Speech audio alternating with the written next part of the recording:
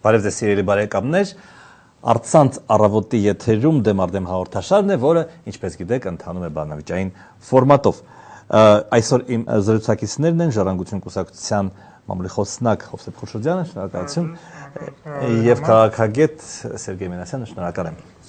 Թեման բնականաբար Ուկրաինայում երեք կայացած հանրաքվեն էր եւ ձեր հարցերը մեր մասնակիցներին դուք կարող եք տալ եւ Facebook-ի իմ էջում եւ առավոտի ուրեմն Արցանց առավոտի էջում որպես մեկնաբանություններ։ Մի պարզ հարց ես խնդրում եմ երկուսիդ էլ պատասխանեք։ Ղրիմի այս հանրաքվեն դա անեքսիա է Ռուսաստանի կողմից, թե դա ինքնորոշման իրավունքի իրագործում է։ Սերգեյ։ Անեքսիան տեղի կունենա այն ժամանակ, երբ որ Ռուսաստանը իր դաշնային ժողովի միջոցով դա կորինականացնի։ Կասկածում եք, որ դա կորինականացնի։ Իրականում, գիտեք, այս երկու շաբաթվա ընթացքում տարբեր ձևի կասկածների առիթ է ստեղծվել։ Իրականում, եթե ինձ հարցնեիք 2 օր առաջ, ես կարծում եմ, որ անեքսիայի այդ հնարավորությունը գրեթե անխուսափելի է։ Այսօր Ռուսաստանի արտգործնախարարությունը արեց հայտարարություն, որը որ խոսում է նրա մասին, որ անեքսիայի, ոչ անեքսիայի այդ օպցիան մնում է որպես լծակ եւ Արևմուտքի եւ Ուկրաինայի նոր իշխանությունների հետ բանակցային գործընթացում։ Արդյոք Ռուսաստանը դա օգտագործում է որպես տակտիկական ինչ-որ լծակ ժամանակ շահելու, թե հակառակը դա վերջին, ասենք, այն ճնշման միջոցն է, որի արդյունքում Ռուսաստանը ուզում է ստանալ այն, ինչ որ ինքը արդեն բաց ասել է, դա ֆեդերալիզացիայի գաղափարն է, դա ռուսաց լեզուն եւ դա Ղրիմի այն կարգավիճակը, որը ինքը կցանկանա։ Այսինքն եկեք ճշտենք, խոսքը ոչ այնքան Ղրիմի մասին է, այլ Ռուսաստանը խոստանում է չհարձակվել կոպիտ ասած Խարկովի, Դոնեցկի եւ մնացած մարզերի վրա, եթե կատարվեն իր պայմանները։ Այդպես չէ։ Իրականում ես կարծում եմ, որ Ղրիմը դա այն չի կամ միայն այն չի, որ Ռուսաստանը ուզում է Ուկրաինայից եւ այս իրադարձություններում, բայց դրա հետ մեկտեղ նաեւ Ղրիմը ամենահեշտ, ասենք, ինչ որ միջոցներ կամ ամենահեշտ օպցիաներ, որ ինքը կարող վերցնել եւ հեշտությամբ դա տեղի ունեցավ։ Անեքսիա թե ինքնորոշման իրավունք։ Միանշանակ համամիտ եմ, որ հենց որ կլինի այդ օրինականացումը, դա կլինի արդեն անեքսիա, բայց այն, որ արդեն ագրեսիայի զոհ է դարձել Ուկրաինան, դա փաստ է, այսինքն ռուսական զորքերը դուրս են եկել իրենց հատկացված պայմանագրերով հատկացված տարածքներից, այսինքն բազաներից, եւ ակնհայտ է, որ հենց այդ իրենց զորքերն են շրջում եւ վերահսկում ամբողջ Ղրիմը, եւ այդքանով էլ դժվար է համեմատել որևէ այլ առաջիկա տարիներին եղած, անցած տարիներին եղած նման կարգի ինքնորոշումների հետ, որովհետև այս դեպքում ամբողջովին ուրեմն նախ շատ կարճ ժամկետներում իրականացվեց այս հանրաքվեն, դեռ մի ամիս է ընտվել, էդ էլ կրճատեցին 15 օր դարձեցին, որը հնարավոր չի ուղղակի ֆիզիկապես երկու տեսակետն էլ ներկայացնել, հա, բնակչության, այսինքն եթե հանրաքվեն նույնտեղ հարցը երկու հարց էր դրված, երկրորդ տեսակետը այն էր, որ բարձր, ամենաբարձր կարգավիճակով, բայց ամեն դեպքում Ուկրաինայի կազմում։ Եվ երկրորդը ամեն դեպքում արտաքին ուժերի, զինված ուժերի անմիջական վերահսկողության ներքո որևէ այլակարգություն բացառող մի իրավիճակ էր,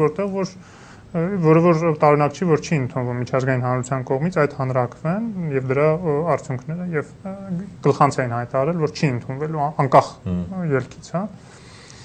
Հիմա ինչ վերաբերում է Ռուսաստանի նկրտումներին Ուկրաինայում, իհարկե ես համամիտ եմ նաեւ, որ միայն Ղրիմը չէ, որ Ռուսաստանին պետք է եւ ես նույնիսկ ասեի Ղրիմը այդքան էլ պետք չէ, Ռուսաստանին պետք է ամբողջ Ուկրաինան։ Ինչա՞ ամբողջ մտնի Ռուսաստանի կազմի մեջ։ Ոչ, թույլ չտա, որ Ուկրաինան դուրս գա իր ազդեցության գոտուց։ Ընդ որում ազդեցության գոտու ձևաչափներ տարբեր կարող են լինել։ Ես վերջի ամիսների դիտարկումներ կարող են թույլ տալ ասել, որ պարտադիրել չէր նույնիսկ որ մաքսային միություն մտներ Ուկրաինան, հա։ Այսինքն կարող էր այլ ձևաչափ, ինչ որ պայմանագրային ձևաչափեր լիներ, որը ամեն դեպքում գոնե որպես բուֆերային, ուրեմն գոտի պահեր Ռուսաստանի համար Ուկրաինան։ Բայց Կրեմլի անխոհեմ քաղաքականությունը ուղղակի բերեց նրան, որ այսօր Ուկրաինան գնալով կոնսոլիդանում է ընդդեմ Ռուսաստանի։ Նույնիսկ ռուսալեզու բնակչությունը, իսկ իրականում բավականին ստվար զանգված է, ուկրաինացիների մի զգալի մասը ռուսալեզու են, արևելքում հատկապես, բայց դա ուկրաինացիներ են։ Եվ այս անխոհեմ քայլերը Կրեմլի ուղղակի բերում է հակառակ ռեակցիայի, ուղղակի արժանապատվության գրգռման, հա, ոնց որ մարդկանց մոտ, որտեվ հատկապես այդ քարոզչությունը, որ տարվում է ռուսական առաջի եւ հիմնական ընդհանրապես հեռուստականալները, որը տեսնում են ուրեմն շատ տեղերում, վայրերում Ուկրաինայի, բերում է ուղղակի հակառակ ռեակցիայի, ուղղակի թշնամանքի, որովհետեւ դա ուղղակիորեն արժանապատվությունը վիրավորող ուկրաինացիների արժանապատվությունը վիրավորող ուղղակի քարոզություն է ընթանում։ Պարզ է։ Ուրեմն Ռուսաստանը, այսինքն Ուկրաինան դարձել է Ռուսաստանի թե տեղեկատվական եւ թե ուրեմն զինվորական ագրեսիայի զոհ։ Համաձայն եք թե չէ։ Ես կարծում եմ, որ խոսքը ոչ միայն Ուկրաինայի մասին է, այն ինչ որ տեղի է ունենում Ուկրաինայում, դա Ռուսաստանի փորձն է ինչ որ նոր, ոնց որ ասում են, միջազգային ինչ որ այդ իրավիճակ ստեղծելը։ Այն ինչ որ անում է Ռուսաստանը եւ համաձայն եմ ես իմ գործընկերոջ հետ, որ իրականում պետք է Ուկրաինան ոչ թե ուղակի անեքսեց, այլ այն ինչ որ բացառված այսօր Ռուսաստանի արտգործնախարարությունը հայտարարել կամ առաջարկել է անվտանգության խորհրդի ասենք որոշումով Ուկրաինայի այդպես կոչված նեյտրալ կարգավիճակ տրամադրել։ Հասկանալի է ինչու համար։ Որ ՆԱՏՕ-ի անդամ չդառնա։ ՆԱՏՕ-ի եւ ինչու՞ չէ նաեւ միգուցե Եվրոմիության հետ ինչ որ հարաբերություններ այն մակարդակով, որոնք որ լիակատար անդամակցությունը, ասենք, թույլ չտան։ Հետաքրքիր է Սերգեյ, որ Ռուսաստանը ապավինում է ՄԱԿ-ի անվտանգության խորհրդի որոշմանը, որը թե Ռուսաստանը, թե Միացյալ Նահանգները բազմիցս խախտել են։ Նրանց համար դա լուրջ փաստաթուղթ է։ Կրկնակի երակի քառակի ստանդարտները դա արդեն իսկ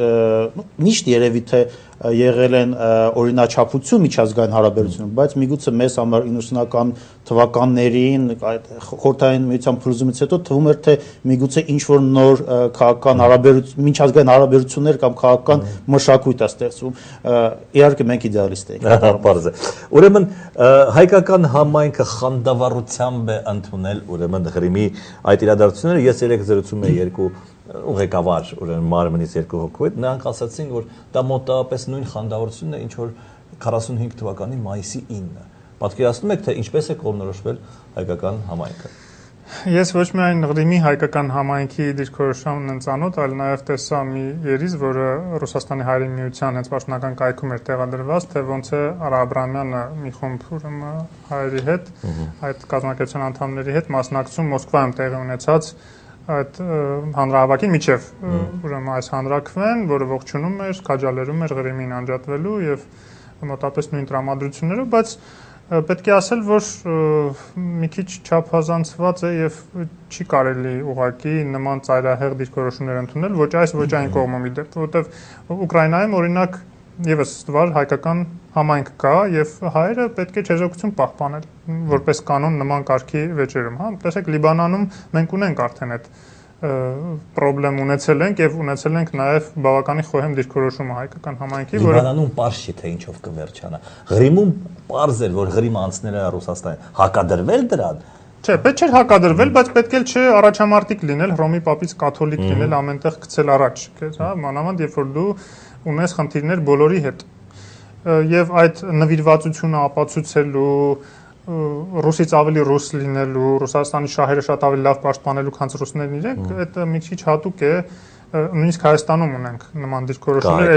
էլուր մնաց Մոսկվայում, հա, այնպես որ ես կարծում եմ դա բավականի ոչ պրոդուկտիվ է։ Թաթարները, հա, թաթարները կարծես թե միակ համայնքն են, որը մի քիչ գոնե նրանց վերնախավը հակադրվում է, հա, այդ Ռուսաստանի միանալուն, արդյոք դա Թուրքիայի ազդեցության տակ է, թե նրանք ինքնաբուխ են հակադրվում, այսպես ասած։ Ես կարծում եմ դա ունի շատ պարզ պատմական անցյալներ, 44 թվականի այդ դեպորտացիան, թաթարների քաղաքական ղեկավարությունը, մեջլիսի, ասենք, ղեկավարից սկսած, մարդիկ են, որոնք որ կարելի է անվանել քաղաքական դիսիդենտներ, բայց դրա հետ մեկտեղ նաև պիտի հասկանանք, որ եւ այդ արդյունքները ռեֆերենդումի առնվազն մասնակցությունը ցույց է տալիս, որ միգուցե թաթարների դեպքում կա որոշ բաժանում քաղաքական վերնախավը, բնականաբար, որոնք որ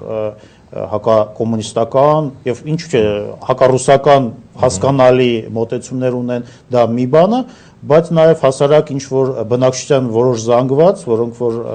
աշխատում, որոնք որ հասկանում են, որ ստեղծվեց ինչ որ նոր իրականություն, որից փախնել չեն կարող, առնվազն գնացել են, մասնակցել են, պարզապես միգուցե այդպես կոչված անվտանգության ինչ որ ինքնապահպանման բնազդի առումով, եւ ինչքան որ ես տեղյակ եմ, իհարկե մենք այդպես կոչված ճակերտներով կարանք հավատանք հավաստիությանը այդ թվերը, բայց մոտ 40% մասնակցություն է եղել Բախչիսարայում թաթարական այդ մասերում եւ հասկանալ է որ այն մարդիկ որոնք որ մասնակցել են միգուցե դա Ռուսաստանի կողմն են եղել եւ դա անխուսափելի է հասկանալ է թաթարների իրավիճակը չափազանց դժվար է եւ դա ոչ միայն Թուրքիայի կամ Ուկրաինայի ասենք պնդումը կամ ազդեցությունը, այլ դա նաև ինքնա պաշտպանության կամ բնազդի մի այլ ձևն է, որ իրանք հասկանում են, որ այս մի իրավիճակում թաթարները ավելի ասենք ավելի ուզվիմի տարբերակի մեջ կլինեն, խոցելի քան Ուկրաինայի ասենք յուրիսդիկցիայի ժամանակ։ Հասկանալի է։ Հնարավոր է արդյոք, որ Ռուսաստանը կազմակերպի նմանատիպ հանրաքվեներ Դոնեցկի, Լուգանսկի եւ ասենք Խարկովի մարզերում, բայց առանց զորքերի մտցնելու։ Նու համենայն դեպս դրա նախադրյալները կան եւ այնտեղ որոշակի աշխատանքներ տարվում են եւ այդ խմբերը որ ձևավորվում է Ռուսաստանը նույն ակտիվություն դրսեւորեցին արդեն Դոնեցկում այդ բախման հայտնի բախման ժամանակ որտեղ նույնիսկ մարդ զոհվեց պրոռուսական խմբերը բայց ես չեմ կարծում որ այնտեղ տրամադրությունները կարելի է համեմատել Ղրիմի հետ որովհետեւ ամեն դեպքում Դոնեցկը եւ Խարկովը ավանդաբար դա ուկրաինական տարածքներ են Եվ այնտեղ խորացնելը այս առճակատումը եւ հակասությունները արդեն կարող է լուրջ վտանգ ներկայացնել բուն Ռուսաստանի համար, ուղղակի ռուսական տարածք տեղափոխվելով որոշ իմաստով, որովհետեւ ամեն դեպքում վերջիվերջո Ռուսաստանում բազմաթիվ ուկրաինացիներ են ապրում եւ այդ թվում այդ հարակից տարածքներում ուկրաինա-ռուսական սահմանի եւ ել չեմ խոսում նրա մասին, որ վերջիվերջո այստեղ կա արևմուտքի գործոնը եւ արևմուտքը ամեն ինչ չի որ թույլ է տալու եւ թույլ է տալիս հիմա Ռուսաստանը Ղրիմը թույլ տվեց, չէ՞ համարյա։ Չէ, ես չէի ասի որ թույլ տվեց եւ մենք հետևանքները դեռ կերև եւ ես երբ որ նայում եմ փորձագիտական շրջանակներում հիմա ուրեմն գնացող դիսկուրսը, այնտեղ բավականին հստակ դրված է խնդիրը, որ եթե Ռուսաստանը չհրաժարվի Ղրիմի անեքսիայից, Ուկրաինային պետք է միանգամից կանանչ լույս վառել ՆԱՏՕ-ին նույնիսկ մտնելու մասին ու հստակ երաշխիքներ տալ կարճամկետում, ինչ որ բնականաբար պայմաններ ապահովելու պայմաններում պարագայում մտնել Եվրոմիություն նաև։ Ինչ է դա նշանակում։ Դա նշանակում է, որ Ռուսաստանը ստանալով Ղրիմը կարող է Խարկովում, նույն Դոնեցկում ստանա ՆԱՏՕ-ի ռազմաբազաներ, ընդ որում նույն պրոյի համակարգի, որը որ ինքը ամեն ինչ արեց, որ նույնիսկ Լեհաստանում եւ Չեխիայում չունենա, հիմա կունենա իր քթի տակ հենց անմիջական սահմանի։ Ես չեմ կարծում, որ դա Ռուսաստանի շահերից բխում է, այլ չեմ խոսում նրա մասին, որ ընդհանրապես Ռուսաստանի վիճակը այսօր միջազգային մեկուսացման եւ իր դաշնակիցների հետ նույնիսկ հարաբերությունների առումով բավականին վատանում է, գնալով վատանում է, որովհետեւ ինքը իր քայլերով սկսում է նաեւ ցույց տալ, որ ինքը վտանգ է նույնիսկ իր դաշնակիցների համար։ Այսօր նույն ղազախստները հասկանում են, չէ՞ որ նույն վիճակում են, նույն կարգավիճակում եւ կարող են հայտնվել, եթե հանկարծ որևէ քայլ անեն, որ իրենց շահերից է բխում, բայց ոչ Կրեմլի շահերից, ոնց որ Ուկրաինան, որտեղ այնտեղ մի հսկայական ռուսալեզու զանգված կա, ռուս հենց նաեւ զանգված կա Հյուսիսային Ղազախստանում եւ այդ այնտեղի այդ ինքնորոշման դիսկուրսը վաղուց է ծավալվում եւ նույնիսկ բախումներ են եղել եւ այն ժամանակին, հա, Սովետ միության փլուզումից հետո, այսինքն այդ վտանգը իրենք էլ են տեսնում եւ նույնիսկ որ Բելոռուսն ու Ղազախստանը չուղարկեցին իրենց դիտորդներին Ղրիմ որքան ես գիտեմ, դա եւս ցուցանիշ էր, հա, այսինքն Ռուսաստանը լիակատար մեկուսացման մեջ մնաց գոնե այդ հարցում։ Դա նշանակում է, որ իրեն շատ է հուզում այդ մեկուսացումը։ Ես կարծում եմ, որ այդ մեկուսացումը։ Գիտեք, մի բան է էմոցիոնալ մոտեցումը, որ կարող է իրենք այնքան հիմա իրենց քաջ են զգում, հա, որ ոչինչից չեն վախենում, բայց մի բան է սառը դատողությունը եւ որ տարական քաղաքական հաշվարկները Ռուսաստանը միայնակ չի կարող դիմակայել։ Նույնիսկ Ղազախստանի եւ Բելոռուսի հետ միասին չէր կարողանա դիմակայել, բայց առավել եւս միայնակ չի կարողանա դիմակայել ոչ քաղաքական, ոչ տնտեսական այդ ճնշումներին, որոնք գնալով ուժ գնանալու են, եթե ինքը չփոխի իր քաղաքականությունը։ Հիմա պատկերացնենք Ղրիմի թերակղզին, հա։ Նա ընդհանրապես Ռուսաստանի մասն է, նա բան ցամաքային սահման չունի Ռուսաստանի հետ եւ ունի փոքրիկ ուրեմն Պերեկոպ կոչվող մի տարածք, հա, որը իդեպ միշտ պատերազմների ժամանակ, հա, միշտ եւ քաղաքացիական պատերազմի ժամանակ, թե հայրենական պատերազմ միշտ կռիվների տեղն է։ Հիմա ասում են նաև, որ Խրուշչովը միացրեց Ղրիմը Ուկրաինային ոչ թե ոչ միայն ալկոհոլի ազդեցության տակ, այլ նա պարզապես ուներ հատուկ տնտեսական ծրագրեր, որը նրա կարծիքով Ուկրաինան ավելի լավ Ղրիմում կիրականացներ, քան Ռուսաստանը։ Հիմա բոլոր դեպքերում Ուկրաինայից գալիս է գազը, ջուրը, էլեկտրաէներգիան եւ այլն։ Ուկրաինան ի վիճակի է շրջափակել Ղրիմը եւ այդպիսով պատժամիջոցներ սահմանել Ղրիմի համար։ Ну, ինչքան որ գիտեմ, բացի գազից,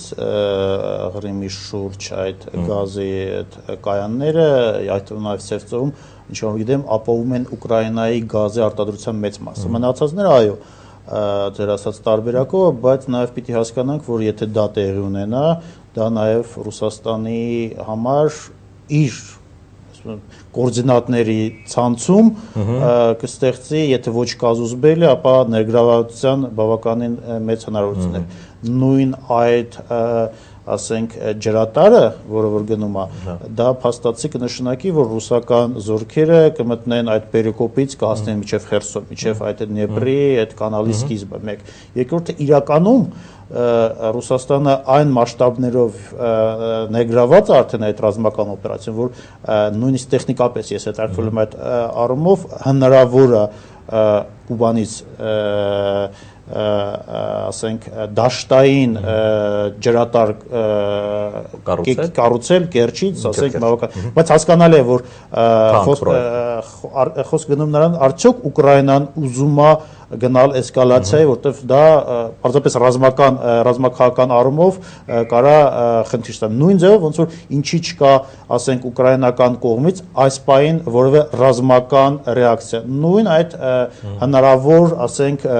ռեակցիայի առումով, որտեվ հասկանալի է, որ ոչ ոք չգիտի, թե ինչ ձևի Ռուսաստանը դա կօգտագործի եւ միգուցե այս պահին այդ հայլերին չգնալը միգուցե ավելի խելամիտ ուկրաինական առումով տեսանկյունից ավելի խելամիտ ռազմավարություն է, քան գնալ հետագա էսկալացիային։ Ես ուղղակի կուզենամ լրացնեմ գործընկերոջս, որ ոչ միայն Ուկրաինայի տեսակետից, այլ դուք հասկանում եք, որ հիմա Ուկրաինան սերտորեն պասերով է խաղում արևմուտքի հետ, նույնիսկ արևմուտքի տեսակետից շահագրգռված չի արևմուտքը այսօր ռազմական էսկալացիային, որտեղ ինքը այլ դաշտում է ուժեղ եւ այլ դաշտում խաղալով պետք է փորձի իր խնդիրները լուծել։ Հիմա խնդիրը դրված թույլ չտալ, որ Ղրիմի նախադեպը եւ ռազմական ծավալում Ռուսաստանի գնա Ղրիմից դուրս, նաեւ այսինքն արևելյան Ուկրաինայում եւ այլ վայրերում, եւ Ղրիմից պահանջ է դրված, որ ուղղակի զորքերը հետ քաշվի եւ բանակցությունները այդ ֆորմատով են գնում, այդ խնդիրների շուրջ, բայց ռազմական գործողությունները վերջի մենակ տարբերակում են դիտարկվում, որտեղ շրջափակում հնարավոր է Ղրիմի։ Հենց դրա համար եմ ասում, որ դա նշանակում է ռազմական գործողություն։ Մոտավորապես առնվազն կավելացնի դրա հավանականությունը, որը որ նույնիսկ կարծում եմ ռուսների շահերի չի մտնում, ավելի շատ այդ ասենք բլեֆի անգլերեն տերմին կա blackmanship, ինչ որ ազդեցության, այն նաև ուժային սպառնալիքների տակ քաղաքական հարցեր լուծել, այլ քան ուղղակի պարզացած։ Այո։ Եվ ներողություն վերջի վերջո փակելով ջուրը եւ գազը նա ոչ միայն ռուսական բազայի ջուրն ու գազն է փակում, այլ ամբողջ բնակչության։ Նշանակում է լարել Ղրիմի բնակչության Ուկրաինայի դեմ, որ Ուկրաինայի շահերից չի բխում։ Գոնե եթե Կիևում դա չհասկանան, արևմուտքից դա իրենց կբացատրեն, ես վստահ եմ։ Ոնց որ հիմա լեզվի հարցը հետ քաշելու խնդիրն են բացատրում եւ գիտեք, որ ուրեմն Տուրքչինովը վետո դրեց այդ օրենքի վրա, որ ռուսական լեզուն ազատորեն օգտագործվի Ուկրաինայում։ Ուկրաինայում ազգայնական տարը, հա, իսկապես այդքան մեծ է, հա, բանդերականները, նացիստները, չգիտեմ, ֆաշիստները, ծայրահեղ ազգայնականը, թե դա ռուսական քարոզչության ստրաշիլկան է, ինչպես ասած։ Քարոզչությունը երկու կողմից է, իհարկե, եւ պիտի խոստովանենք եւ ուկրաինական եւ արևմուտքի կողմից, դա նորմալ կրիզիսում ինֆորմացիոն պատերազմի ձևեր է։ Այն ինչ որ տեղի ունենում Ուկրաինայում, դա ոչ թե այդպես կոչված բենդերովցիների աճն է, այլ դա պարզապես ուկրաինական ազգի ձևավորումն է, քաղաքական ազգի ձևավորումն է, գործընթաց իհարկե չէին ձևավորել եւ այն որ արևելյան շրջաններում կան միլիոններ ռուսախոս մարդիկ, որոնք որ առնվազն ոչ լեզուն, ոչ ինքնագիտակցությունը ուկրաինական չի եւ որը որ չի ստացվել երկու տասնամյակների առումով, դա խնդիր է։ Եվ չմոռանանք նաեւ որ Ուկրաինան ի տարբերություն հարավային Կովկասի երկրներից շատ այլ երկրներից այն գինը պետական ազգի ասենք կառուցման չի տվել եւ իր բախտը իսկապես բերել էր երկու տասնամյակ 90-ական թվականներին անկախություն նրանք ստացել են առանց լուրջ ասենք խնդիրների նույնիսկ ի համեմատ ասենք Մոլդովայի այս բան գնում է ուկրաինական ազգի ձևավորումը եւ այդ առումով դա պատմություն է ցույց տալիս ոչ միայն Ուկրաինայի ոչ միայն խորհրդային տարածքում որ դա կարա բերի տարբեր արդյունքների կարա բավականին ասենք ոչ այդքան ցավալի անցնի իսկ կարա արյունով սահմանների փոփոխման մեծ տերությունների ներգրավման առումով բայց դա օրինաչափ գործընթաց է որը որ Ուկրաինան պիտի անցնի եւ ամենա ինձ համար մտահոգիչ այն է որ ոչ միայն Ուկրաինան է դա անցնում այլ նաեւ Ռուսաստանն է դա անցնում եւ ես կարծում եմ միայն համարել որ սա կապված է Պուտինի անձի հետ եւ իր ասենք կողմնակիցների այդքան էլ այդպես չի Ռուսաստանը պիտի հասկանանք որ միգուցե եթե պատմական համեմատություն բանանենք դա 19-րդ դարի վերջի երկիրն է ինչ որ ասենք իր գաղափարախոսական մոտեցումներով կայսերություն որը որ դառնում է ազգային պետություն շատ դաժան եւ դժվար ասենք փորձերով դա մի կողմից մյուս կողմից այսօրվա Ռուսաստանում ուղղակի կա այդպես կոչված Վերսալյան սինդրոմ որը որ կար Գերմանիայում 20-ական 30-ական թվականին Վերսալյան պայմանագիր Ռուսաստանը չի կնքել հարմուտքի հետ բայց այն գործընթացը որը որ կար դա ստեղծեց այն ոչ բավարարվածության կամ ասենք Այսինքն Բելովեժյան նրանց բանն էր, վասալներ։ Միգուցե կամ որոշ չափով։ Եվ այդ դաշտում մենք ունենք փոխադարձ ազգային էթնոքաղաքական ազգերի եւ ազգային պետությունների ստեղծման գործընթացներ եւ Ուկրաինայում եւ ինչքան էլ զարմանալի դա չթվա նաեւ Ռուսաստանում։ Ես իհարկե հարց պիտի առաջանար, բայց չեմ ուզում դրա մեջ մեր ազգը արդեն ձևավորվել է, թե նույնպես դեռ պիտի ձևավորվի։ Լավ, անցնենք հա դրանից։ Ես կարող եմ պատասխանել որպես գիտնական։ Այո, թե ոչ։ Այո, մեր մոտ ինչպես նաև վրացիների մոտ այդ գործընթացը տեղի ունեցել 19-րդ դարի երկրորդ կեսին։ Վրացիների մոտ մի քիչ այդքան էլ չեմ համաձայնվել, որտեղ այնտեղ կան լուրջ սուբեթնոսներ, որոնք իրենց առանձին ազգ են համարում։ Շատ լավ։ Ովքեր են ըստ այն մարդիկ, ովքեր կանաչ մարդուկներ են անվանում, հա, այն մարդիկ, ովքեր առանց տարբերանշանների վխտում են, ուրեմն զինված մարդիկ վխտում են Հրիմում։ Նրանք ռուսաստանցի զինծառայողներ են, թե նրանք Հրիմի ինքնապաշտպանություն են։ Ну ակնհայտ է բոլորի համար էլ որ դրանք Ռուսաստանի կանոնավոր բանակի հենց զինծառայողներն են, որտեղ Հրիմում այդքան կար ժամանակում այդքան կազմակերպված կանոնավոր ուրեմն զորք, որը կարող էր դուրս գալ եւ ճիշտ է մի քիչ այլ տարբերանշաններով, բայց նման կազմակերպված գործողություններ իրականացնել չէր կարող տեղ ունենալ։ Կամ պետք է ընդունել, որ արդեն այս 20 տարի Ռուսաստանը այնտեղ կազմակերպել է այդ ամեն ինչը Ուկրաինայի քթի տակ նման բան, որը մի քիչ դժվար է պատկերացնել։ Արևմուտքը մարսեց Աբխազիան, հա, մարսեց Հարավային Օսետիայի անջատումը Վրաստանից։ Ինչու չպիտի մարսի Ղրիմի անջատումը Ուկրաինայից։ Ես երևի թե փորձեմ գոնե մի քիչ ինչ-որ դիսկուսիայի տարմացնել։ Այո, բացրեք խնդրեմ։ Իմ գործընկերոջ հետ ես, չգիտեմ, վախենում եմ, թե կարծում եմ, թե բան, եթե Ռուսաստանը այդ կարմիր գիծը անեքսիայի չանցնի եւ ինքը դա օգտագործելով փորձի ազդել հարավ-արևելյան այդ գործընթացներ շրջանների վրա ֆեդերալիզացիայի լեզվի եւ